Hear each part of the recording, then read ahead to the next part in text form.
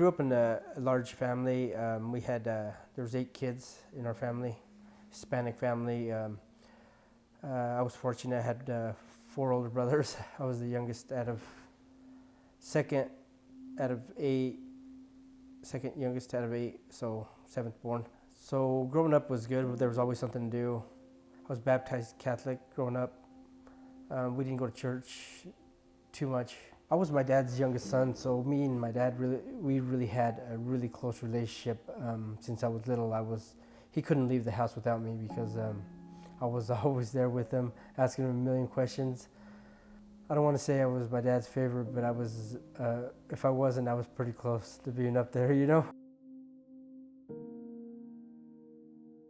16, 17 years old, I was doing meth. I was kind of rebellious, starting to be a little bit rebellious at that age, and my friends were doing it. We thought it was cool to smoke pot and drink alcohol and skip school and stuff like that, and that's what we did. But it led me down that path, down that dark path, quite rapidly and just destructively quick, We would we'd skip school, go play pool, go drink, and it was just, nothing else really mattered at that point. School didn't matter, my sports didn't matter anymore, nothing really mattered anymore. It was just instant gratification, just wanting to have fun and do what I wanted to do, not what anybody else told me to do. So I was really rebellious. Just did my own thing, whenever I wanted, how I wanted. It's easier than going to school and having to study. It's easier than having to follow the rules. I was just never good at following the rules, and it wasn't about doing the right thing. For me, it was about not getting caught. And I wasn't very good at that either. And before I knew it, I was 18 and my high school class was graduating, and I still remember the jail cell I was in. It's vivid in my mind. I still know exactly where it's at, and I remember that night just sitting there thinking, I'm man, my high school class is graduating, and I was sitting there in the cell, locked down for the night, and it was not a very good feeling. I turned 18 and they sentenced me. Yep, I got 3 months, but then they let me out on probation. But then I just went back and did the remainder. They sentenced me to a year with, they gave me 3 months with the rest of it suspended out of a year. And I ended up going back and doing every single bit of it because on probation violations, which I think would let me down a darker path because I got used to being in jail, and I had friends there, and I wasn't scared of going to jail. I still drank though, that's the thing, I substituted my all the drugs with alcohol because you don't have to worry about failing a drug test when you're just drinking. I let alcohol consume me. I let it take over and comfort me from all the problems that I was I let it comfort me and destroy my life, basically. The way it changes me, it makes me into a different person. The destructive nature that it has, and the way it changes my emotions to a person that I'm not, It brings out the violence, and it brings out the hate, and it brings out just all the bad qualities that anybody could ever have. I was selfish. I thought I'll just have fun. I thought that's what it was about, But I was sorely mistaken, I didn't know all the destructive road it would take me down.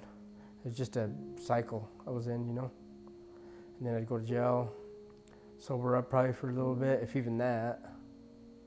Sometimes I'd get out and just do it all over again, Nobody wanted me around, They couldn't handle all the swings and all the drama that comes with drugs, when you're that far gone with drugs, like you think everybody's out to get you. You think like the worst. I almost lost my mind out there, like that's what drugs do to you, It wasn't even fun anymore. It was just, it always led me back to the same place, Just a battle from getting, and then I'd go to jail or go to the Department of Corrections, do a program or something, and get out and be halfway healthy, and get out and like struggle to do it again, I do good for a little bit, or sometimes not even at all, and the cycle I'm talking about. But I didn't have God to lean on, I didn't have God to turn to. I was always just doing it by myself. These man-made programs, I mean, they're just cognitive self-change or whatever it is, I mean, it's different this time. I was going through the court process, and I'm like, I remember hearing about this program that they had here, and I'm like, man, like that's perfect for me. I want to do something with faith. I want to know about God. I want to know what the Bible says, and that stirred up something in me. Because, I mean, I've heard people talk about the Bible, but I didn't know what it said. And I like reading too, but I didn't know what the Bible said, so I really got into it, and I started reading what the Bible said, and I just started doing all my daily readings and praying, and then I applied for this program here. I see I don't have to do this on my own anymore.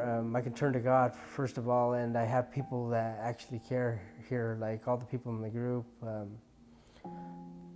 managers, my case managers, there's somebody to turn to, and it's God, I don't have to do it alone. I don't have to do it by myself or my way, because my way didn't work. I've tried it. I really have, and it just doesn't work. It's different. This is different. There's people that here that care. You see they actual care about you, It's not just a job for them. They care. So my mind's a lot clearer now, just overall, my thinking, running through all our programs here, like all the book work, the learning center, just a clear mind with the choices that I make and everything, and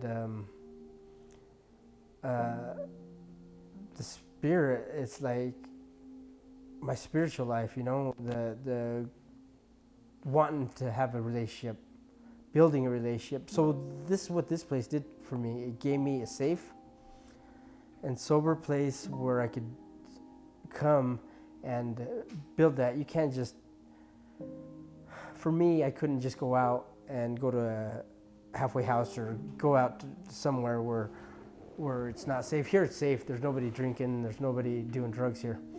And it gives me a chance to build a relationship. It's awesome to be able to see it from a different side,